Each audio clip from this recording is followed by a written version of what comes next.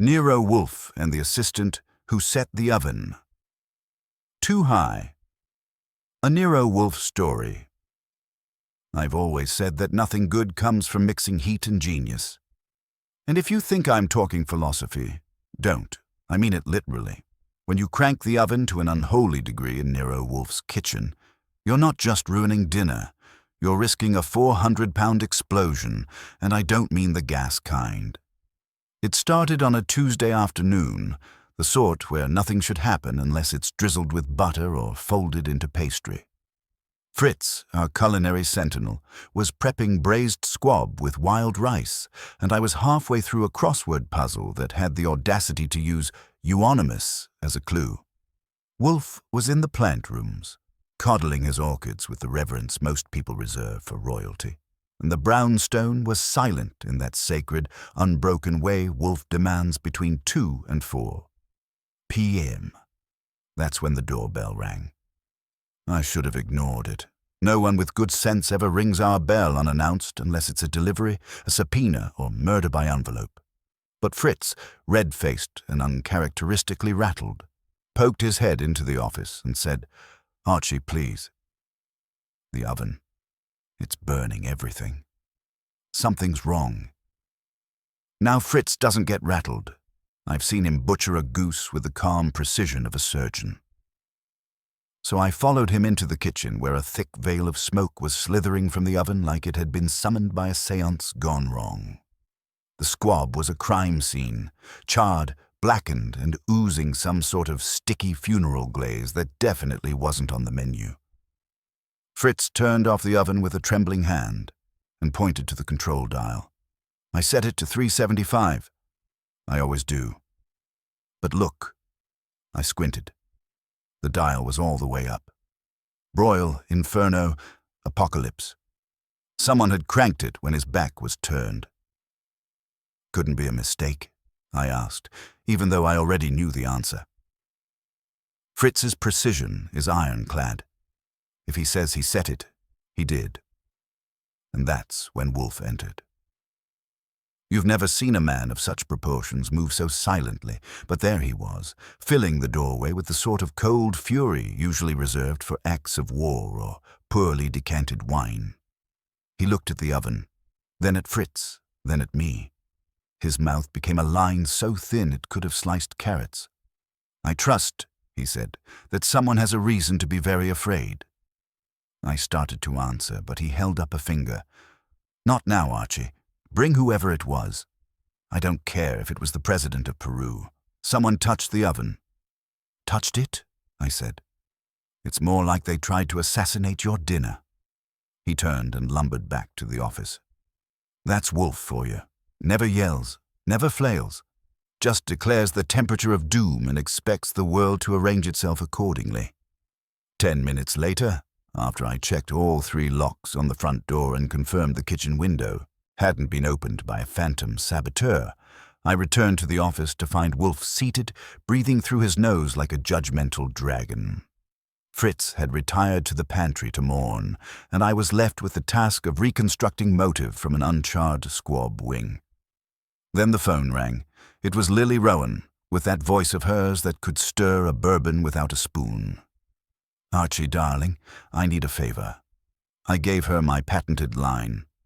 "If it involves diamonds or bodies, I charge extra." She laughed. "Neither. It's one of my friends. Her assistant, he's gone a little peculiar." "Peculiar how?"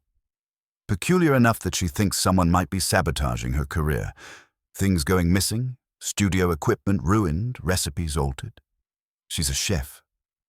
Of course she was. The world has no shortage of beautiful women with knives these days. "I'm not saying it's dangerous," Lily continued, "but she's scared. And she trusts me." Which meant I was about to trust Wolfe's patience with a kitchen-related crime that already had his gout flaring. "Fine," I said. "Bring her tomorrow. But fair warning, our own oven has already been vandalized today. You might be walking her into enemy territory." I hung up, turned to Wolfe, and delivered the news. He didn't flinch. He didn't even look up from his book. "That," he said, is not a coincidence. And that's when I knew we were already in the middle of a case.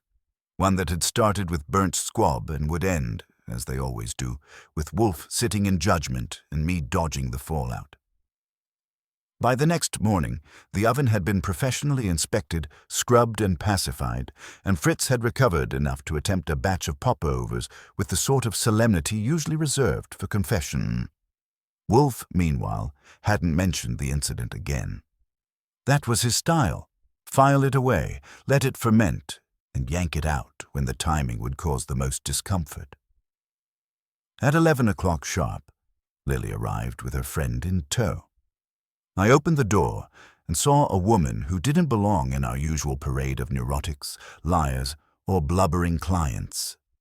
She was composed, alert, and very possibly dangerous in a cutlery-based way. Her name, I was told, was Adrienne Vaughn, a name I'd heard before, mostly in breathless reviews and food columns that used adjectives like bold, visionary, and knife-forward.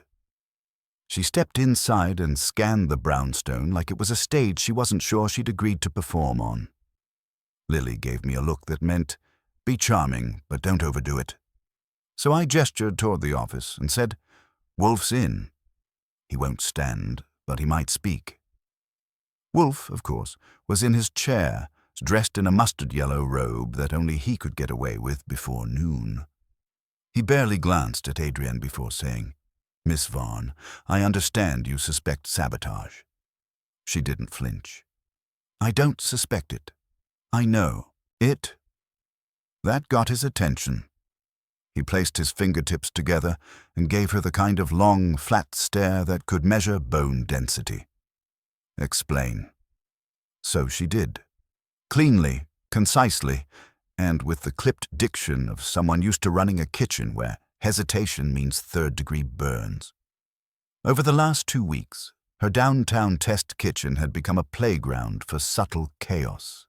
A sauce base spoiled in the fridge after being perfectly sealed.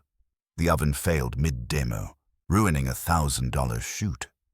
A rare bottle of white truffle oil, gifted by a Michelin-starred friend, vanished.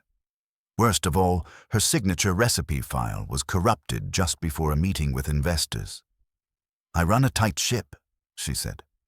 "Only 3 people have unrestricted access. My assistant Marco, my sous chef Eric, and my business manager Lydia." Wolfe grunted. "The assistant. You said he had gone peculiar?" Adrienne nodded. "Marco's changed. He's late. He forgets ingredients. He stares. And I caught him going through my desk drawers last Friday. He said he was looking for a USB drive." "Was he?" "Number, the drive was on my counter."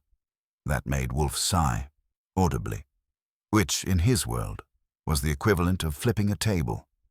"You believe Marco is sabotaging you," he said, "but you're not certain." "I don't know if it's him alone. I only know my kitchen's being attacked from the inside, and I need it to stop. Quietly. No police. No press." "Of course," Wolfe said. "Mr. Goodwin will begin at once." I blinked. "I will?" He ignored me. "I assume your assistant can be found today." "Yes," Adrienne said. "They'll all be at the kitchen this afternoon. We have prep for an event tomorrow." Wolfe gave her a nod so slight it barely qualified as movement. "Good. Mr. Goodwin will observe, question, and report. You will tell no one why he is there." Adrienne agreed. Lily gave me a wink. I grabbed my coat. On the way out, I stopped at the kitchen. Fritz was glaring at the oven like it owed him money. "You going to be all right?" I asked. He didn't look at me. "Someone violated the sanctity of heat, Archie. I am not all right." Which, in Fritz speak, was just short of calling for revenge. As I stepped outside, I had that tingle in my gut, the one that means something's already started, but no one's admitted it yet. Wolfe had taken this case not because of Lily, not because of Adrienne's nerves, but because someone had violated his domain. You don't mess with the oven at West 35th Street and walk away clean, and whoever did was about to find out exactly how hot things could get. I arrived at Adrienne Varn's test kitchen at exactly 2:05 p.m., late enough to be noticed, but early enough not to be accused of slacking. The space was in Soho, on a side street lined with brutal rent and overpriced espresso. Inside, the kitchen was cathedral clean, all steel and white tile, with overhead lighting bright enough to grill a trout on the counter. I introduced myself as Archie Goodwin, culinary consultant, which I said with enough conviction to make it sound like a real job. Adrienne had already prepped the staff that I'd be shadowing her for a few days for a write-up on boutique kitchen management. The lie held up because no one in this town blinks at the idea of a man in a fedora writing about saffron. The team consisted of exactly 3 suspects, each with the kind of face you wouldn't want to meet on a bad review day. First was Marco, the assistant, tall, stylish, too smooth around the edges. He had the eyes of someone who watched everything and the smile of someone who thought you were always 3 steps behind. When he shook my hand, his grip was loose, but his gaze wasn't. "So," he said, "writing a piece on how kitchens really work, huh? Hope you brought earplugs." I gave him a grin. "Just here to watch the sausage get made." Figuratively. Next came Eric, the sous chef. He was built like a former wrestler, with the posture of someone trying to squeeze into a world that had gotten too small. He didn't say much, just nodded and got back to dicing shallots with surgical aggression. But I noted the stack of used prep towels beside him, wrinkled and red with beet juice, like he'd been bleeding the truth out of root vegetables. The third was Lydia, the business manager. Petite, polished, and full of ice. She had the cool detachment of a woman who had balanced too many checkbooks and buried too many scandals. Her handshake was firm, her tone was clipped, and when she asked if I needed anything, it came with the undertone of, "Make it quick." "We're prepping for a private tasting tomorrow," she said, glancing at the clipboard in her hand. "Adrienne's busy until 5, but feel free to observe." I made the rounds. The kitchen itself was a marvel. 2 ovens, both top of the line, a walk-in fridge that could house a small rebellion, spice racks alphabetized with military precision. I did my best to look clueless while clocking every step and glance exchanged among the trio. It didn't take long to catch the scent of something off. Not culinary, but behavioral. Marco was too helpful. He hovered. He made casual, performative jokes about sabotage.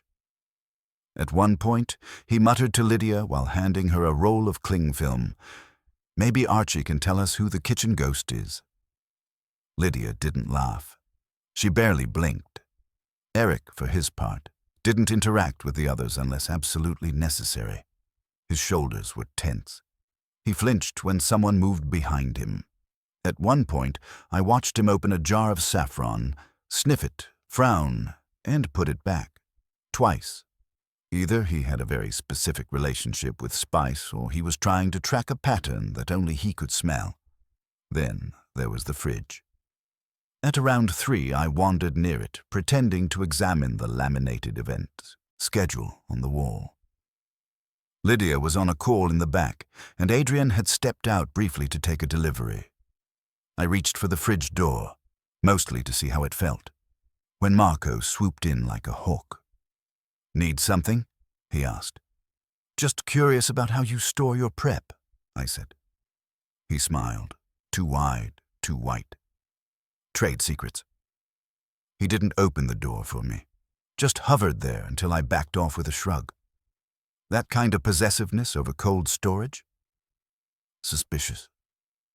An hour later, I sat in the corner on a stool with a notebook, pretending to record interviews I never conducted. I was really writing down. Marco, charming, too polished, territorial. Lied about the oven needing calibration, protective of the fridge, possibly hiding something inside. Eric, twitchy, distant, might know more than he's letting on. Seems genuinely disturbed by recent events, either paranoid or playing the long game. Lydia, controlled, professional, no unnecessary emotion, too smooth. Could be covering for Adrian or balancing internal sabotage with damage control. I didn't have hard proof, but I had what Wolfe liked. Character outlines, motive, method, and means were circling. They just hadn't landed yet. Around 5, Adrian returned and motioned me into a small office behind the prep area. I shut the door, and she pulled off her apron like it was armor. Well, I've seen stranger casts, but not often. Marco's guarding the fridge like it's Fort Knox. Lydia acts like every minute costs her $1. Eric, he looks like he's about to jump out of his skin. She nodded slowly. The saffron thing? I paused. You noticed? Yeah. He said last week it smelled off. I replaced it. Now he's sniffing again. Did anyone else know you replaced it? Just Lydia. She ordered the new tin. That, as Wolfe would say, was suggestive. Either Eric was paranoid, or Lydia had swapped in a bad batch for reasons I couldn't yet see. Either way, it meant that what was happening wasn't random. Someone was tweaking the gears, subtly, methodically. I left at 6, with a head full of half-formed theories and the lingering scent of lemon thyme in my collar. Wolfe was waiting, of course, reclining like a king waiting for news from the battlefield. I gave my report, paced while he digested it, and resisted the urge to embellish. When I finished, he asked one question. Did you observe any deviation in the oven's behavior? Nope, both working fine. But Marco lied. He said they'd had calibration issues. Adrian denies it. Fritz would have thrown him into traffic for suggesting that kind of slander. Wolfe exhaled. That lie was deliberate, not defensive. A seed, not an excuse. So he's planting alibis, or cultivating confusion. He leaned back, eyes closed. 3 suspects, 3 personalities, but one precise result. Disarray. I waited. He didn't move. Tomorrow, he said, you will return, and this time you will open the fridge. I raised a brow. With or without permission. Do not be absurd. Use charm or distraction or bribery if necessary. And if that doesn't work? He opened one eye. Then make it work, Mr. Goodwin. Something is chilling in that kitchen that does not belong. By the time I rolled out of bed the next morning, Wolfe had already buried himself in the orchids, no doubt massaging petals while contemplating the psychological stability of a culinary assistant. I fueled up with eggs, toast, and a healthy reminder from Fritz not to touch anything that had previously resided near the oven. Then I hit the sidewalk, headed back to Adrian's kitchen with one objective: gain access to the fridge and get a closer read on the simmering dysfunction that passed for a professional team.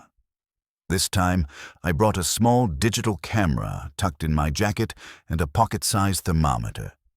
Little tools of the trade I keep around for moments when facts need nudging. Adrian greeted me at the door with the same clipped composure as before, but something in her eyes suggested a thread was starting to unravel. I didn't sleep, she admitted, adjusting her sleeves as she led me back inside. I kept thinking about your theory, that someone's manufacturing chaos. People make more money off sabotage than soufflés these days, I said, especially when careers are on the line. She gave me a sharp look but didn't argue. The kitchen was already in motion. Marco was arranging trays like he was auditioning for a modern art exhibit. Eric was grinding something in a mortar with alarming intensity. Lydia was nowhere in sight. I took my post again on the stool, but I wasn't interested in notes this round. I watched hands, reactions, little hesitations, the things that make liars blink and the guilty flinch. Adrian had stepped out for a supplier call, and as soon as she did, Marco made his move. He crossed to the fridge, opened it, and pulled out a metal container labeled Red Wine Reduction. Then he paused, mid-pour, glanced over his shoulder, and snapped the lid shut. He hadn't used it. He'd checked something, then backed off. That was my cue. I got up, stretched, and strolled to the sink where Eric was rinsing sprigs of tarragon. "Hey," I said casually. "That smell again? Saffron giving you grief?" He shot me a look. "You noticed that?" "Kind of hard to miss. You make a face like you're sniffing gasoline." He grimaced. "Something's off. I don't think it's saffron. I think it's the oil we're using. The texture's weird." "Which oil?" He pointed vaguely at the shelves. "Olive. But I don't know. Maybe I'm paranoid." That was a soft pitch. And I swung. "Could be the fridge," I said, lowering my voice. "Some batches go bad faster if the temp's off." He frowned. "You think so?" I shrugged, casual. "Mind if I take a peek? I've seen a few storage setups. Maybe something's just too close to the vent." He hesitated. "Ask Marco. He organizes it." Perfect. I turned to Marco, who was watching from the corner with that artificial smile stretched across his face like saran wrap. "Mind if I look inside?" I asked. Eric's got concerns. He blinked. "You write about fridge storage too?" "Page views are all about unpredictability." He didn't laugh, but he moved aside. "Knock yourself out." I opened the door. It was immaculate, each bin labeled, each item wrapped or sealed. Nothing spoiled, nothing visibly tampered with. But I noticed something odd. 3 separate containers, all labeled for tomorrow's event, stored on the highest shelf in the rear, same size, same type. 2 were marked truffle emulsion. The third was labeled mock aioli, but it was clearly the same batch. I reached in, took the mock aioli, popped the lid, and sniffed. It was sharp. Wrong. Like it had curdled just enough to fake freshness. I checked the container's underside. A thin strip of masking tape, faded blue, not white like the rest. Then I turned, camera in hand, and snapped a photo. Marco raised a brow. "Something interesting?" "Just logging organization genius," I said. "I'm learning a lot." He didn't respond. By noon, Lydia had returned, clipboard in hand, phone glued to her ear. I asked her point blank how often she restocked the truffle oil. "Weekly," she said, barely glancing up. "Imported. Adrian's contact in Piedmont sends it directly." "Ever have a bad batch?" She blinked. "Not once." I nodded. "Cool. Just making sure I don't write about culinary tragedy." At 2 p.m. I excused myself and headed back uptown. Wolfe was exactly where I'd left him, buried in Pliny the Elder, a glass of beer in hand. "Well?" he asked, without looking up. I opened the fridge. His eyes flicked toward me. "There's a batch of mock aioli pretending to be truffle emulsion," I said. "Smells like a science experiment gone lukewarm. The container's labeled different from the rest. The bottom has faded masking tape. Someone's planting false ingredients." Wolfe leaned back. "Go on." "Eric thinks the olive oil's compromised. Marco hovered like a hawk the whole time. Lydia claims full oversight, but I'd bet my next paycheck she's not checking batches herself. Best part? Marco checked the fridge before I did. Pulled the exact same batch, then put it back." Wolfe's mouth twitched, a rare reaction. "So," he said, "he confirmed the tampering, then withdrew." "Exactly. Because he didn't plant it," Wolfe said, almost to himself. "He simply wanted to know if it had been discovered." I nodded. "Which means he's suspicious, but maybe not guilty." Wolfe closed the book and set it aside. "You will return tomorrow. Announce an idea for a publicity piece, a spotlight on the chef's origin story. Use that to prompt interviews, individual ones. Divide and conquer, number, divide and observe." He rang for Fritz, who entered looking slightly less vengeful than yesterday. "Tea," Wolfe said, "and Mr. Goodwin will have beer. He has earned it, for now." I sat back and took the bottle Fritz handed me. "Tomorrow," Wolfe murmured, "we stir the pot. Then we see who sweats." The next morning I made my third appearance at Adrian Varn's kitchen, armed with nothing but charm, caffeine, and a plan Wolfe had sketched out with the precision of a military maneuver. His theory, loosely translated into Archie speak, was that someone inside the operation was laying traps. Not for Adrian's enemies, but for her. And every trap had just enough subtlety to suggest familiarity, someone who knew her routine, her inventory, and, most importantly, how to disguise sabotage as incompetence. My job was to get them talking, individually. Adrian met me in the hallway before we entered. She was in black, hair tied back, eyes sharp.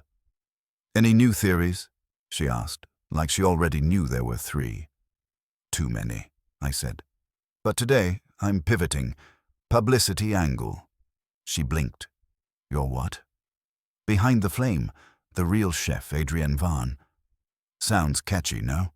A feature on your rise, your technique, your people. Wolfe thinks it might loosen some tongues." She hesitated, then nodded. "They'll talk if I ask them to. They're proud of the brand." Which was the whole point.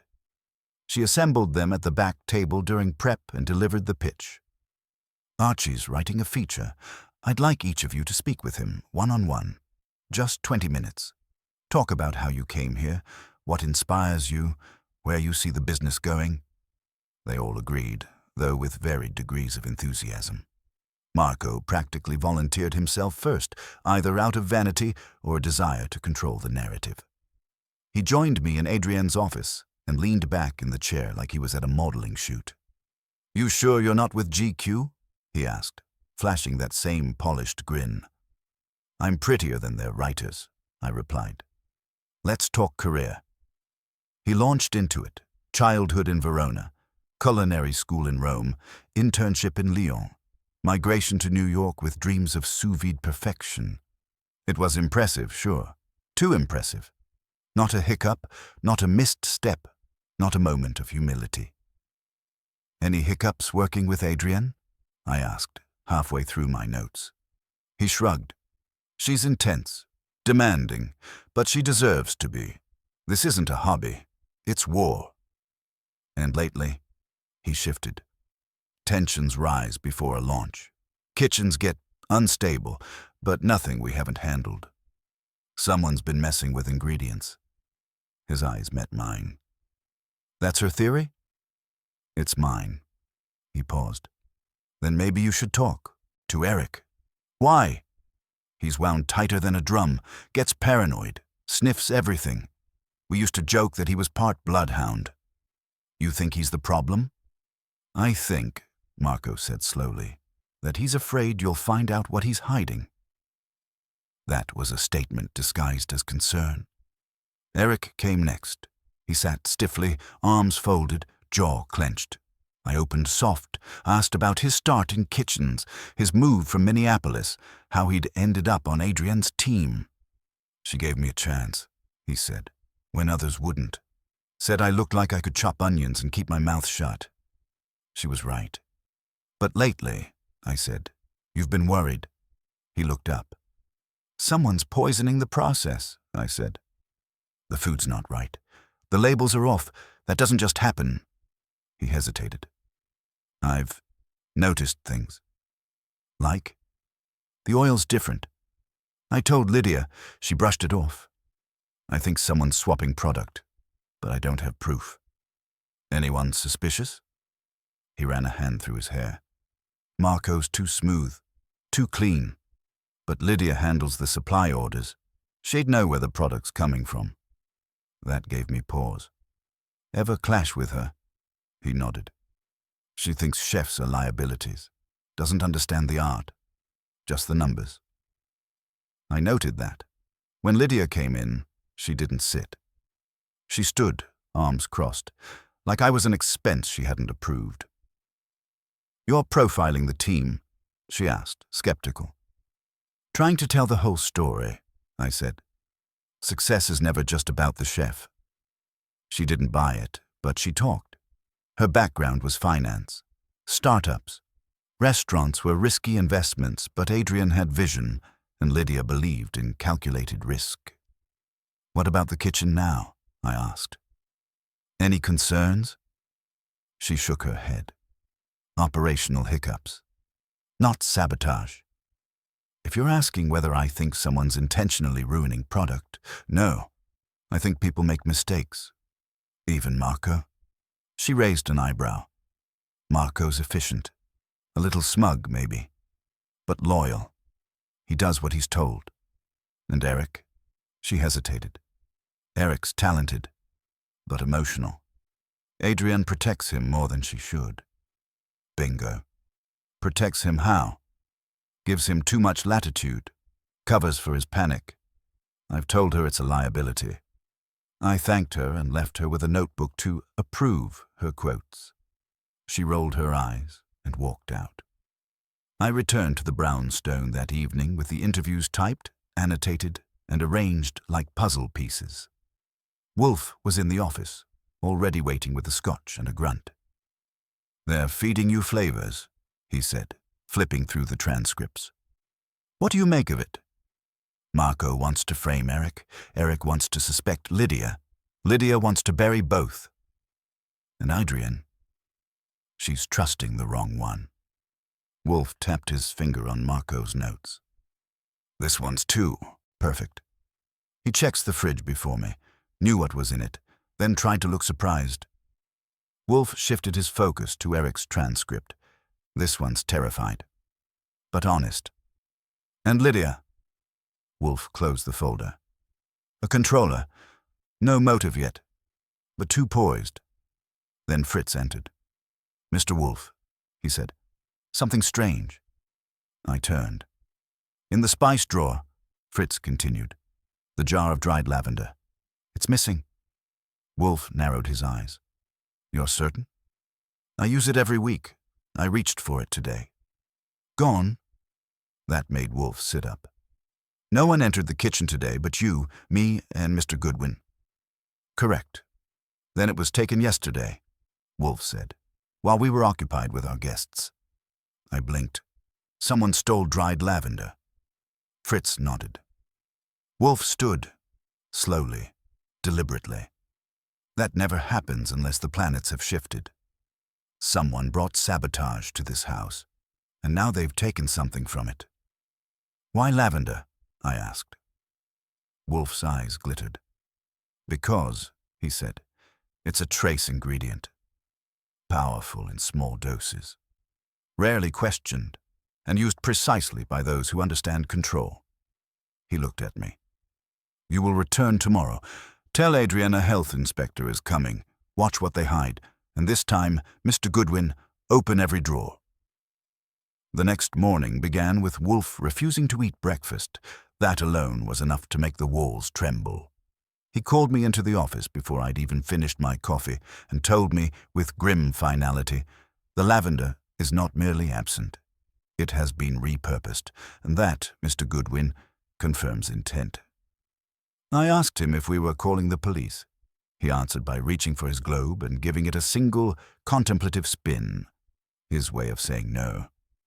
Wolfe preferred to trap his fish before he invited others to the pond. So, instead, we went with the health inspector ruse. At 11:15 sharp, I arrived at Adrienne's kitchen holding a clipboard and an air of bureaucratic menace. "Unofficial notice," I told them. "Random inspection incoming. Could be today, could be tomorrow. Be ready." The effect was immediate. Lydia went pale. She muttered something about expired permits and vanished into the office to shuffle invoices. Marco made a show of checking shelf dates with exaggerated efficiency. Eric swore and began sanitizing the prep counters like they were crime scenes. Adrienne looked less surprised and more annoyed. "They always do this when we're on deadline," she muttered. "Fine, let's give them the cleanest kitchen in the city." That, of course, was what I'd counted on. Over the next 2 hours, I had full run of the place.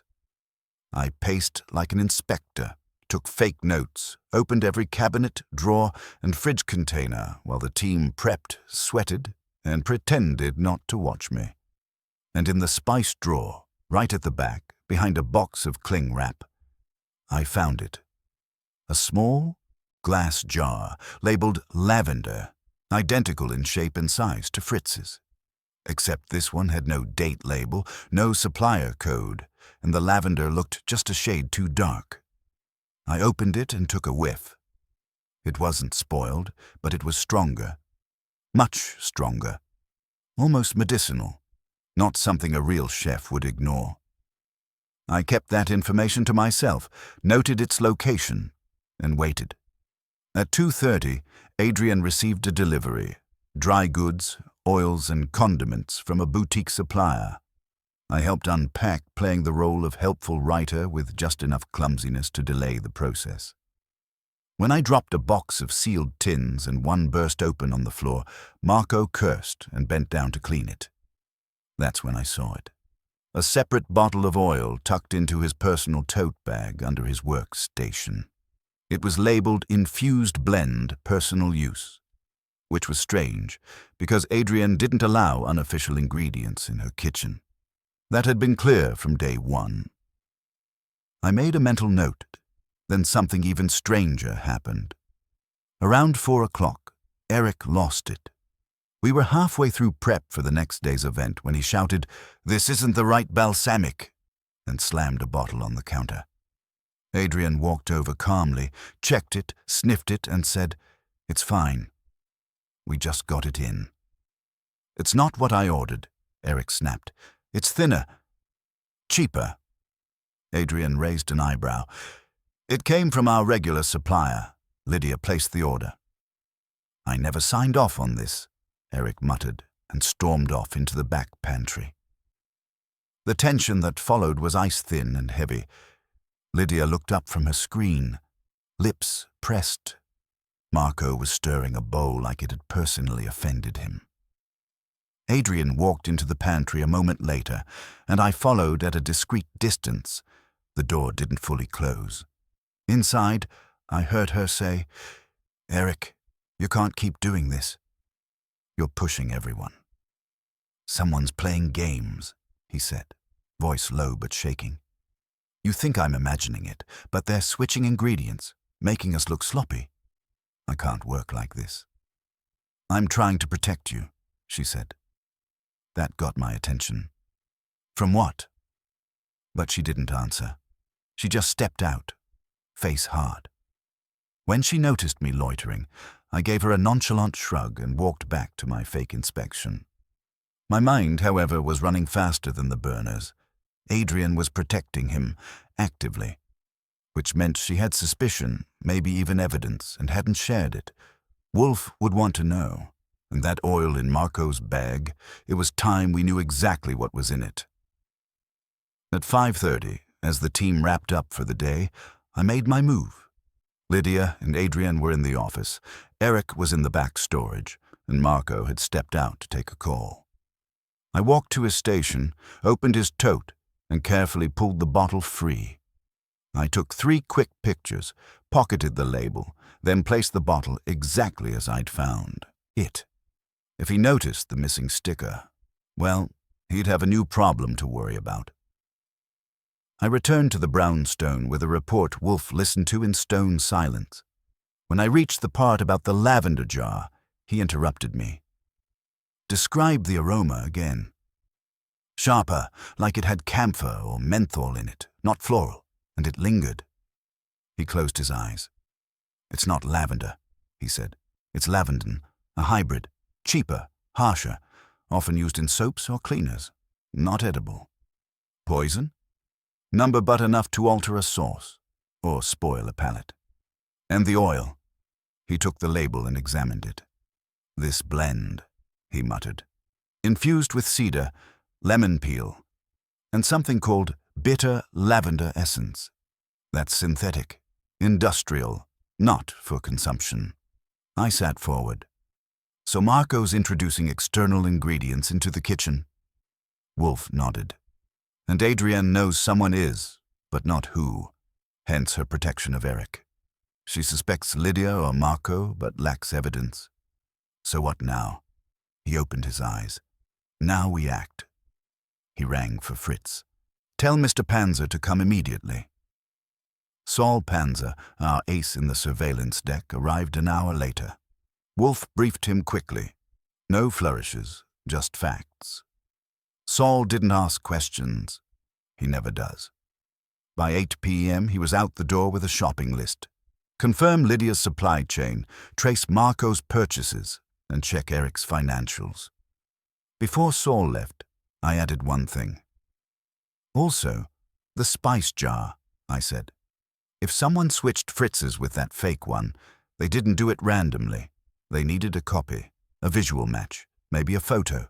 Maybe they handled it while we were distracted. Wolfe looked up sharply. You had guests in the kitchen. Only Adrian and Marco. Lydia never stepped in. Eric doesn't touch spices. Adrian was with me for most of it. Wolfe pressed his lips together. Then it was Marco. And the motive? Wolfe's gaze was heavy. We don't know yet, but we will. He turned to his desk and began writing letters. Summonses, carefully worded requests. Tomorrow, all three would come to the brownstone. You'll bring them in? I asked.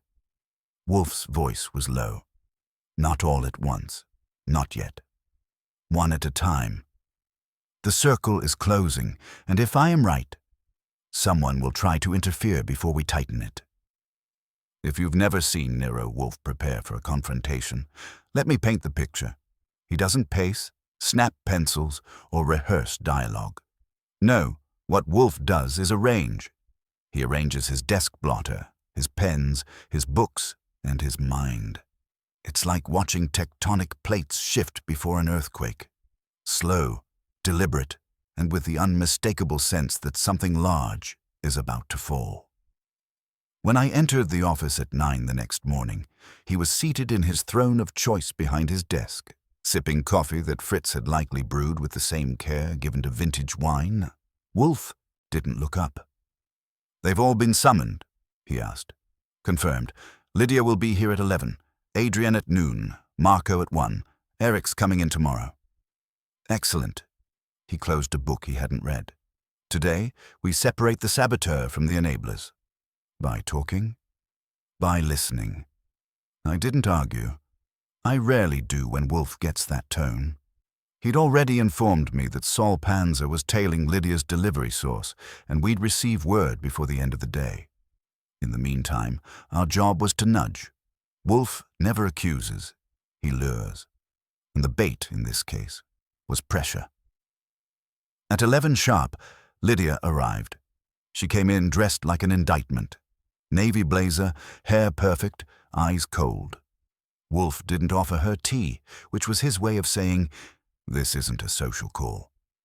Miss Corwin, Wolfe began, you've managed operations for Ms. Varn for 2 years. Yes. Your role involves oversight of all ingredients. Yes. And yet you claim no knowledge of any substitutions or inconsistencies in recent weeks. I claim no responsibility, she said evenly. Marco and Eric manage daily prep. I sign off on bulk orders. Then you delegate without verifying? She bristled. I trust my team. That would be admirable, Wolfe said, if your team were worthy of it. She narrowed her eyes. Are you accusing me of something, Mr. Wolfe? He gave a dismissive wave. No, Miss Corwin. I'm merely pointing out that your authority lacks teeth. Her jaw clenched. If you believe I've been negligent, say so. I don't believe you've been negligent, Wolfe said calmly. I believe you've been distracted. He let the word sit there, like a fly in the soup. Lydia didn't blink. What exactly do you think I've been distracted by? Wolfe steepled his fingers. Perhaps a personal conflict, a rivalry with Marco, a disagreement with Adrian over finances. Something that caused you to look away at just the wrong moment. Lydia stood. This is absurd. I agreed to speak with you as a courtesy. I didn't come here to be baited. Wolfe gave her a nod, just short of courteous. You may go. She walked out stiffly, and I followed her to the door. On her way out, she paused. I hope Adrian knows what she's gotten into, she said. This will end badly. At noon, Adrian arrived, A different picture altogether. Controlled, but tired. Wolfe gestured for her to sit and waited while Fritz served tea. "You suspect someone close to you has betrayed you," he said once we were alone. "You've narrowed it down. You're almost certain, but you haven't acted. Why?" Adrienne didn't answer immediately. "I don't want to be wrong," she said finally. Wolfe nodded. "Understandable. I've worked with Marco for years. Lydia helped build my brand. Eric's not capable of deception." Wolfe looked at her. "That," he said, "is where you err." "Excuse me. Everyone is capable of deception, Miss Vaughn, especially those who think they aren't." She stared at him. "Then who do you think it is?" "I don't think," Wolfe said. "Not yet, but I'm close." He leaned forward just a fraction. "Let me ask you this. Why did you never report the sabotage?" Adrienne hesitated. "Because I didn't want the press involved, and because I wasn't sure." "You were sure enough to call Lily Rowan," Wolfe said, "and sure enough to welcome Mr. Goodwin." "I needed help." "No," he corrected. "You needed distance. You wanted someone else to name it. So you wouldn't have to." Her face flushed. "That's not fair." "It's not," Wolfe agreed, "but it is accurate." She rose without another word. I walked her out, and as she reached the sidewalk, she turned. "Wolfe doesn't believe me, does he?" I shrugged. "He believes the truth. It just hasn't declared itself yet." At 1 o'clock, Marco arrived, dressed for a photo shoot.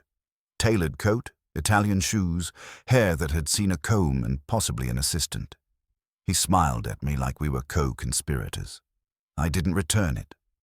Wolfe didn't rise. "Mr. Fornari," he began, "you're accustomed to admiration. You cultivate it. You speak in polished phrases.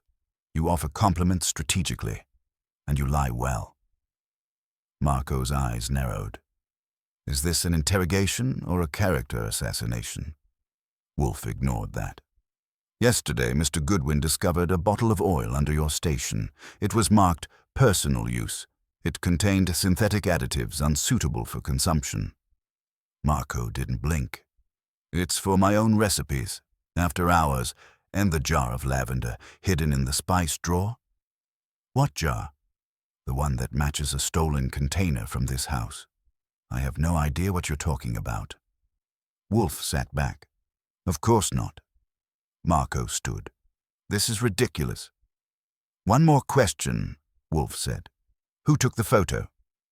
That stopped him. "What photo?" "The photo of Fritz's spice jars," Wolfe said. "Someone needed a reference to replicate the container, and only 2 people entered our kitchen that day. You and Miss Vaughn. She was with Mr. Goodwin. You were not." Marco's jaw clenched. "You think I staged a spice switch?" "I think," Wolfe said, "you're arrogant enough to believe you wouldn't be caught." Marco walked out without another word. That evening, Saul returned. "Lydia's clean," he said. "Orders check out, all above board." "What about Marco?" I asked. "Uses a supplier under a fake name. Orders scent oils, additives. Non-food grade. Delivered to a P.O. box. Found receipts in his trash." Wolfe grunted. "Then we're ready." I looked up. "For what?" Wolfe picked up the phone and dialed. "Adrienne Vaughn, please." When she answered, he said, "Miss Vaughn, I must insist that you and your entire team be present at my office tomorrow morning at 9. I have something to show you. Something that will not wait."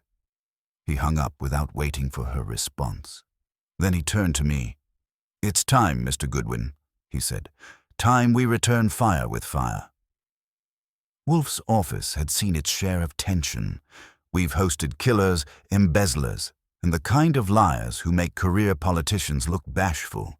But that morning, with Adrienne Vaughn and her 3 employees seated in a semicircle in front of Wolfe's desk, the room felt heavier than usual. Not louder, heavier, like the air was waiting for something to crack. Fritz had arranged the chairs precisely per Wolfe's instructions. Marco on the left, Lydia on the right, Eric dead center. Adrian sat slightly apart, flanked by them like a queen whose court had turned unpredictable. Wolfe remained seated, of course, hands resting on the arms of his oversized chair like he was preparing to judge a culinary apocalypse. I stood to the side with a notepad I didn't need, and a smirk I hadn't earned yet. Wolfe started without preamble. "I've invited you here because the truth has declared itself. Subtle at first, then brazen, and finally undeniable." No one spoke. He looked at Adrian. "You suspected sabotage.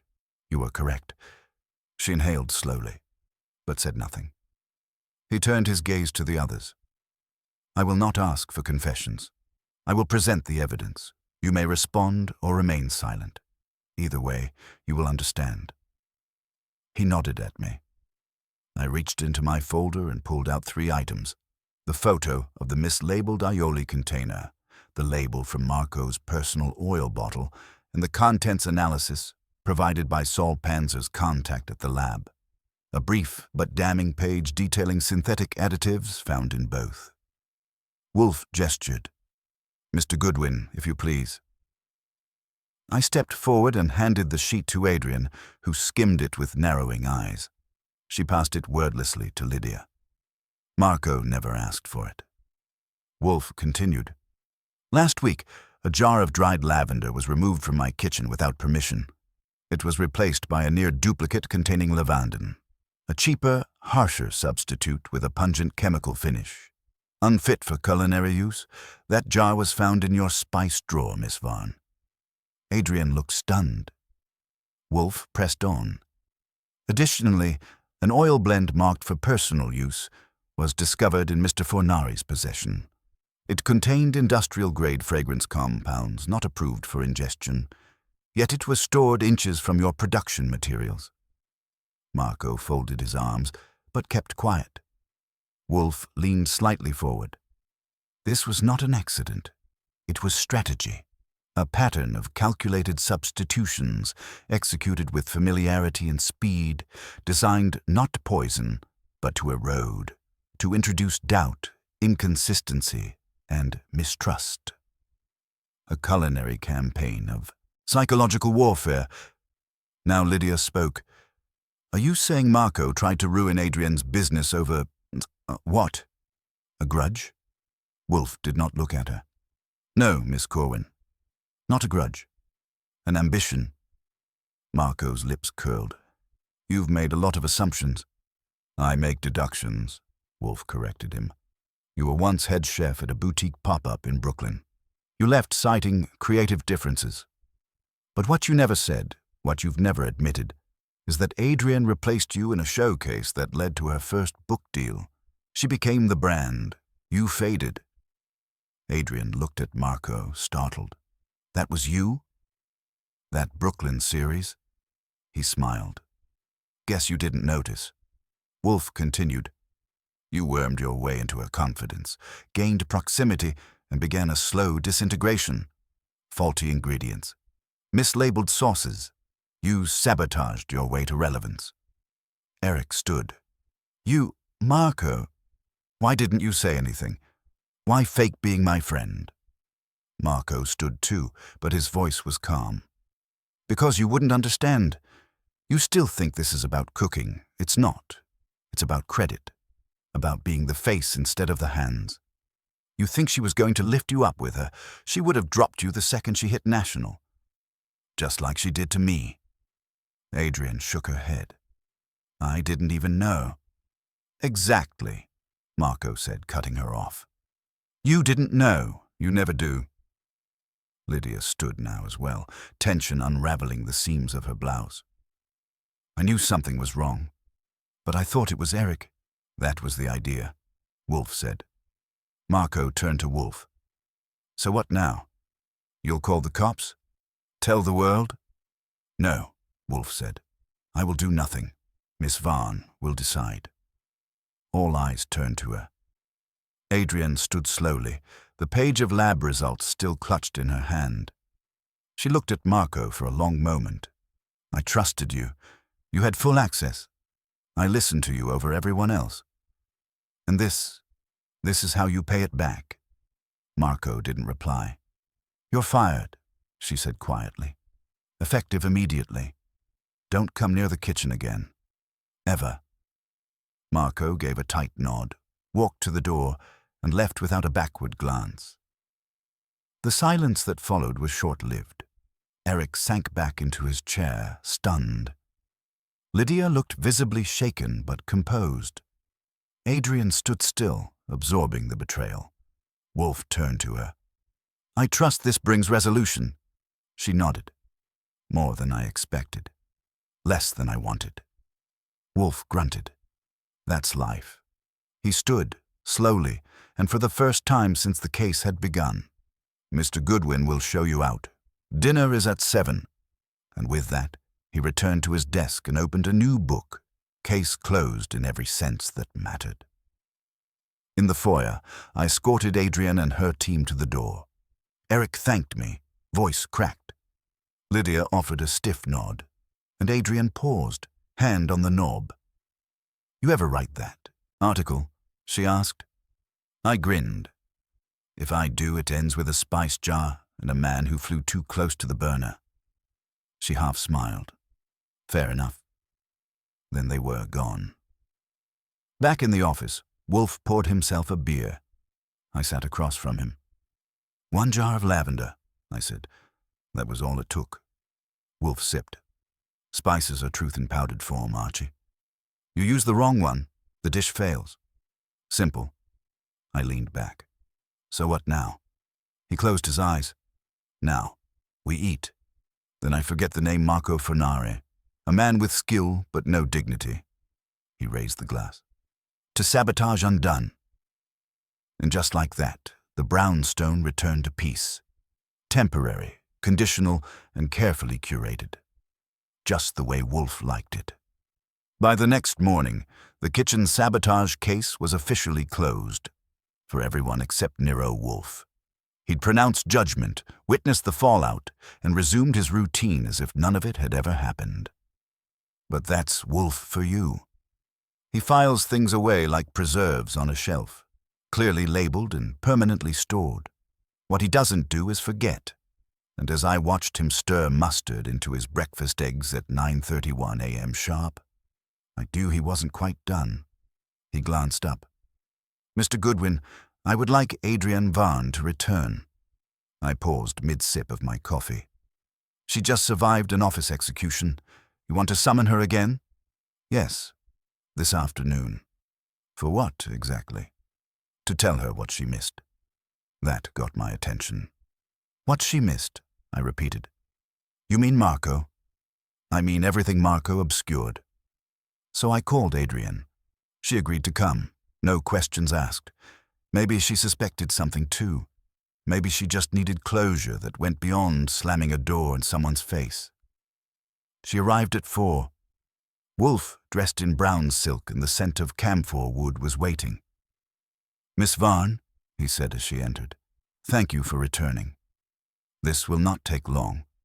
She sat down, calmer than the last visit, but alert. You've fired Mr. Fornari, Wolfe said. But you have not yet answered the true question. She frowned. Which is? Why he did it. I thought we covered that. Professional jealousy. Career sabotage. Wolfe shook his head. That was his method, not his motive. Adrian blinked. Then what was his motive? Wolfe looked at me. Mr. Goodwin, the bank records. I handed her a printout. Copies of transfers traced by Saul Panzer. Small amounts, consistent deposits, all from a shell consulting company to Marco's account over 3 months. He was being paid, I said. Privately. Not by you. She stared at the sheet. By who? Wolfe leaned forward. Who stands to gain if your brand collapses before your next product launch? Who has motive to damage your culinary integrity before a major investor showcase? Not a rival chef, a rival backer. Adrienne inhaled. You think this was corporate? Wolfe nodded. A competing investor hired Marco to degrade your product from the inside. He wasn't just bitter, he was recruited. The emotional grudge simply made him easier to compromise. She sat very still. Your recipes failed, your sauces soured. A few more weeks and your brand would have lost its edge. You'd have delayed the book, pulled out of the tasting tour, and the investor who'd been trying to buy you out for 6 months. Wolfe raised an eyebrow. He would have swooped in. She stared at him. But how do you know? Because, Wolfe said, Mr. Panzer interviewed your sous chef's cousin last night. He works for the competitor, and he saw Marco leaving their building 3 times in the last month. I added, we also traced the supplier who provided that synthetic lavender. Same street as the consulting firm, same delivery driver. Adrian sat back. He sold me out, she said. Wolfe corrected her. You sold yourself short. You relied too heavily on familiarity. You assumed trust where none had been earned. She nodded slowly. You're right. I spoke up. So, what do you want to do about it? Wolfe said. Nothing. Unless you wish to press charges. She thought for a long time, then, no. Let the investor know I know. Let Marco vanish into obscurity. Wolfe inclined his head. A wise decision. She rose, and for the first time, smiled faintly. Thank you. Both of you. After she left, Wolfe remained silent for several minutes. Finally he spoke. There's a purity in exposure, Archie. It wipes away the pretense. What remains is character. I nodded. And lunch. He grunted. In 10 minutes. I looked out the window. The kitchen was whole again. The brownstone was quiet. But somewhere in the city, a man named Marco Fornari was wondering when, exactly, the oven had been turned on under his feet. And Wolfe already knew the temperature. By the following week, life inside the brownstone had resumed its sacred, sluggish rhythm. The orchids were once again Wolfe's main preoccupation. The kitchen smelled like redemption, courtesy of Fritz's lamb ragout. And I, back in my rightful role as resident wiseacre, had begun erasing spice-related crimes from my short-term memory. But Nero Wolfe wasn't quite finished. The case of Marco Fornari hadn't just disrupted a culinary brand or inconvenienced our dinner plans. It had offended Wolfe's sensibilities.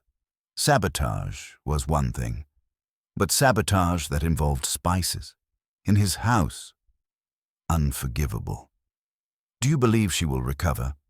Wolfe asked me 2 days after Adrian's final visit, not lifting his eyes from a glossy monograph on a genus of orchids with petals that looked like angry clowns.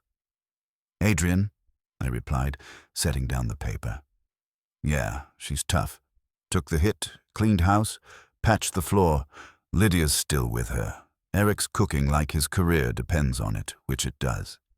They're doing a soft rebrand for the tasting tour. New name. No Marco. Wolfe grunted. I don't refer to the business. I mean her confidence, her palate. Now that was Wolfe's real concern. To him, a chef's palate was more than a career tool. It was a sense of identity. And having it undermined, subtly and repeatedly by a trusted assistant, was like waking up to find your compass pointing south. I think she'll get it back, I said. But she won't trust herself right away. That'll take time. He nodded once. Appropriate. There was a knock at the door. Fritz answered and returned with a box. From Miss Vaughn, he said, setting it on Wolfe's desk.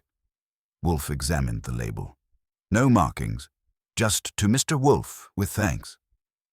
Inside was a jar, sealed, labeled pristine. Wolfe opened it, sniffed, closed his eyes, and smiled. Genuine lavender, he said. Grown in Provence. Harvested this year. Fritz leaned in. Shall I use it tonight? Yes, Wolfe said, but sparingly. Not as an indulgence. As a symbol, I raised an eyebrow. A symbol of what? Culinary resilience. No, Wolfe said. Of restored order. He handed the jar to Fritz and turned back to his book as if the conversation were over. It was. That's Wolfe for you, philosopher 1 minute, furniture the next. Later that evening, we ate the kind of meal that erases crime from the soul. Lavender-glazed duck, braised leeks, and something involving truffle salt that could probably reset your moral compass. Wolfe said little, but every nod, every chew, every second spent savoring was a personal eulogy for disrupted flavors. After dinner, I wandered into the office with a beer, sat in my usual chair, and looked around. Wolfe had already reclaimed the silence, but I wasn't done. "You know," I said, "there's something I still don't get." He looked up.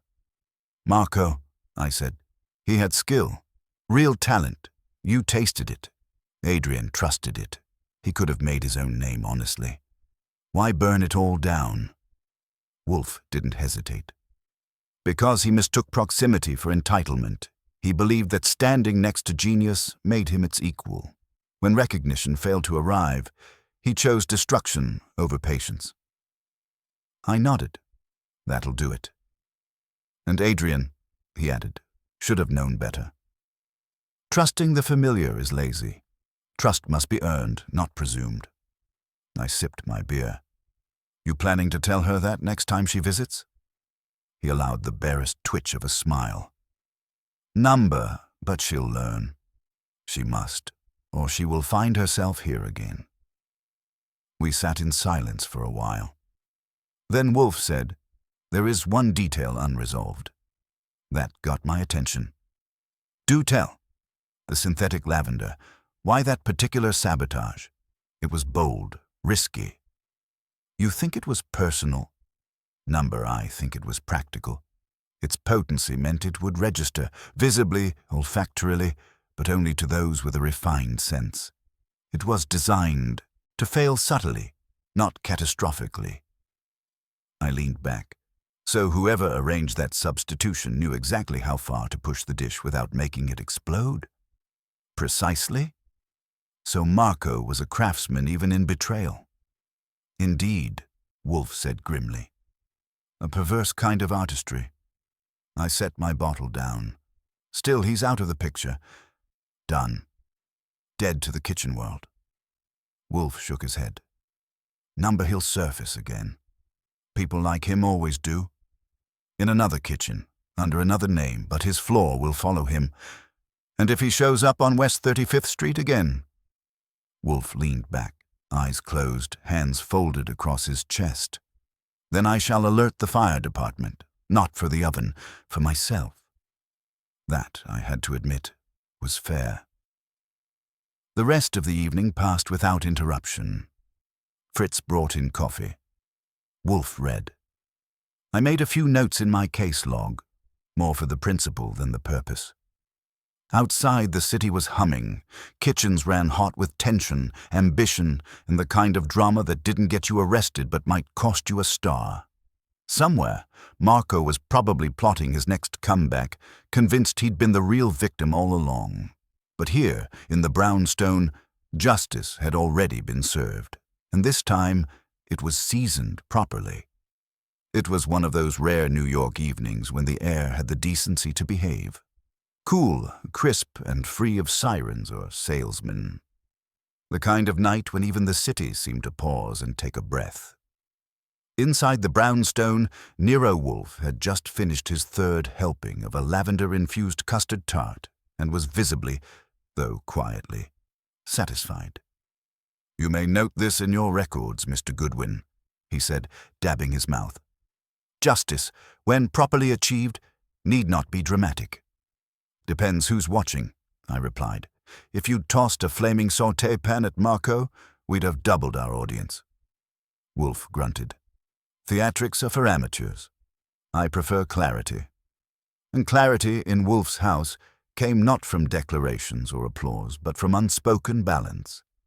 That's what had been restored over the past week. Not just Adrian's reputation, but Wolfe's sanctuary, his culinary sanctum. You tamper with his kitchen, you tamper with his cosmos. As I stood by the window watching the city lights blink like lazy fireflies, I considered the case in retrospect. No murders, No headlines. Just a quiet campaign of destruction built from spice jars, mislabeled oils, and pride. The kind of crime most people would miss unless someone like Wolfe decided it mattered. He hadn't taken the case for money.